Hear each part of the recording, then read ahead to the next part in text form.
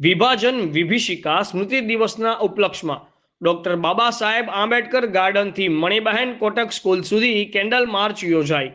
Candle March એ ઘર વતનથી વિસ્થાપિત થયેલા લાખો નાગરિકોના સંઘર્ષ, ધૈર્ય અને બલિદાનને સ્મરણ કરવાનો અવસર.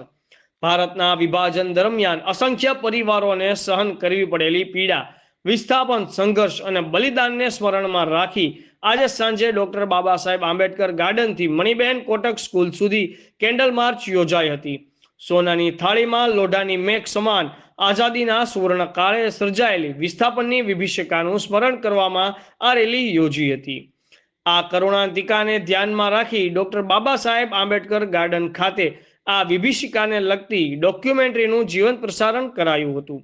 ઉપસ્થિત સૌ નાગરિકોએ આ હાથાભાગી નાગરિકો પ્રત્યે સંવેદના વ્યક્ત કરી 2 મિનિટનું મૌન પાળ્યું હતું. આ candle March doctor Baba Saheb Ambedkar ગાર્ડનથી પ્રસ્થાન કરી મણિબહેન કોટક સ્કૂલે સંપન્ન થઈ હતી.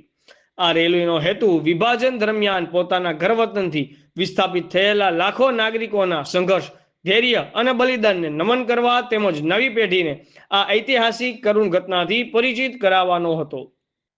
આ સ્મૃતિ કાર્યક્રમમાં રાજ્યસભાના સાંસદ માનસી પરમાર, ધારાસભ્ય ભગવાનભાઈ બારડ, નગરપાલિકા પ્રમુખ નરેશ ગોહેલ, કારોબારી ચેરમેન ઉદય શાહ, અગ્રણી ઝવેરીભાઈ ઠકરાર, ડોક્ટર સંજય પરમાર, જિલ્લા કલેક્ટર જીતેન્દ્રસિંહ વાઘેલા, જિલ્લા પોલીસ વડા જયદીપસિંહ જાડેજા, નિવાસી અધિક કલેક્ટર રાજેશ આલ સહિત અધિકારીઓ અને નગરજનો બહોળી સંખ્યામાં ઉપસ્થિત રહી વિભાજનની કરુણ યાદોને સ્મરી શાંતિ, એકતા અને માનવતાના મૂલ્યોને વધુ મજબૂત બનાવવા સંકલ્પમાં સહભાગી થયા હતા.